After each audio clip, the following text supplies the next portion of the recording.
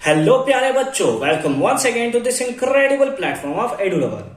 इस वीडियो में हम एक्सरसाइज 7.2 से रिलेटेड एग्जांपल नंबर 6 के सॉल्यूशन को करने जा रहे हैं। तो चलिए फटाफट से वीडियो को स्टार्ट करते हैं। Find the coordinate of the point which divides the line segment joining the point इतना एंड इतना इज द रेशियो इतना।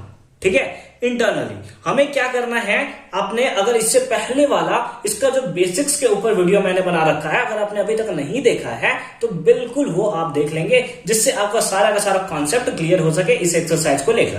कंप्लीट प्लेलिस्ट का लिंक मिलेगा आपको डिस्क्रिप्शन में, एक बार जरूर चेक कर लेंगे। ठीक है, एग्जाम्पल नंबर 6 देखते हैं क्या है। लेट अस सपोज ये हमारे पास एक पॉइंट है। ठीक है, ये हमारे पास एक लाइन है। ठीक है, find the coordinate of the point which divides, हमें उस पॉइंट का कोऑर्डिनेट निकालना है जो डिवाइड करता है line segment joining the point इतना।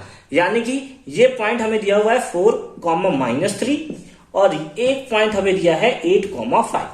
इन दोनों पॉइंट्स को एक अनदर पॉइंट है जो डिवाइड करता है किस रेशियो में, दैट इज हमें बोल रहा है 3:1 के रेशियो में। तो अगर ये A है ये B है तो एक कोई पॉइंट होगा जिसका coordinate let us suppose x, y है, क्योंकि find the coordinate of the point which divides the line segment है ना, इसी का हमें कोऑर्डिनेट फाइंड आउट करना है। यानी x, y का वैल्यू हमें फाइंड आउट करना है। हमें रेशियो दिया है, कौन सा रेशियो, m1:m2 का रेशियो दिया है 3:1, यानी कि ये 3 पार्ट ये 1 पार्ट 3:1 के रेशियो में इसे डिवाइड करता है, वो भी दिया है इंटरनली। अब अगर आप इसका बेसिक्स वीडियो अगर देख कर आए हो तो वहां पे तो सर आपने इंटरनली और एक्सटर्नली के बारे में नहीं बताया था, ऐसा आप सोच रहे होगे। मैंने इसलिए नहीं बता रखा है क्योंकि हमें क्लास 10th में जो भी क्वेश्चंस पढ़ने हैं वो सारे के सारे इंटरनली पे ही बेस्ड क्वेश्चंस पढ़ने हैं। एक्सटर्नली हमें क्लास 11th में पढ़ना है। तो आप ये लिखा रहे या ना लिखा रहे, ऐसे कोई टेंशन लेने की जरूरत नहीं है। एक्सटर्नली आपका क्वेश्चन आएगा ही नहीं, क्योंकि वो 11th का सिलेबस है, 10th का सिलेबस नहीं है। ठीक है, जब भी कटेगा इंटरनली ही कटेगा। इंटरनली का मतलब है कि इस लाइन के ऊपर ही, इस लाइन के अंदर ही, इंटरनली ही डिवाइड कर रहा है। एक्सटर्नली लेट अस सपोज कोई ए पॉइंट होता, अगर ये पॉइंट डिवाइड करता तो इसको हम लोग बोलते हैं एक्सटर्नली, जो कि क्लास 11th का सिलेबस है। अभी हमें उससे कोई मतलब नहीं है।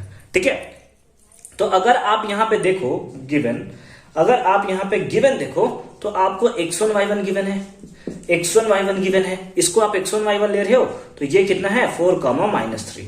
आपको x2 y2 भी गिवन है।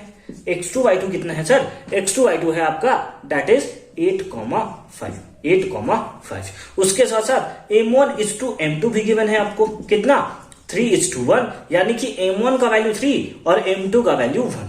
ठीक है, नो अब हमें क्या निकालना है, इसका एक्स एक्सिस निकालना है। एक्स एक्सिस के लिए आपको इसके बेसिक्स वीडियो में बताया गया था कि फॉर्मूला होता है m1x2 plus m2x1 divided by m1 plus m2। सारा वैल्यू आपके पास है, बस पुट कर दीजिए। m1 का वैल्यू 3 तो 3 इंटू x2 का वैल्यू 8 तो 8 प्लस m2 का वैल्यू 1 इंटू x1 का value 4 divided by m1 plus m2 that is 3+1, that is 3+1।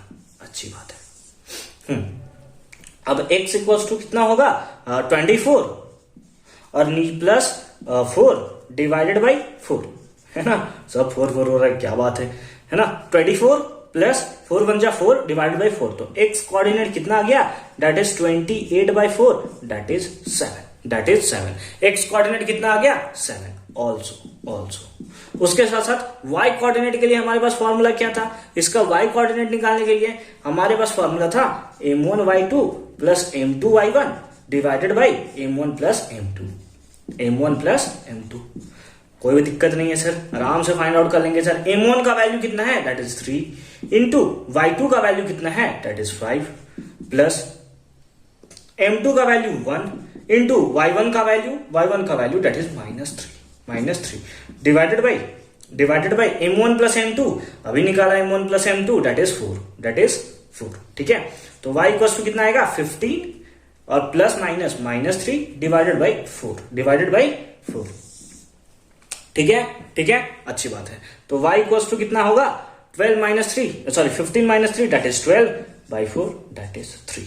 यानी कि x कोऑर्डिनेट कितना आया, x कोऑर्डिनेट आया 3 और y कितना आया 5 आया। तो हेंस जो पॉइंट डिवाइड कर रहा था, यानी कि पॉइंट P ही लिया ना उसको, point P equal to x comma y लिया था, x का वैल्यू आया 7, y का वैल्यू आया 3 and this is the right answer of this question. उम्मीद है कि ये क्वेश्चन आपको बहुत अच्छे तरीके से समझ में आया होगा।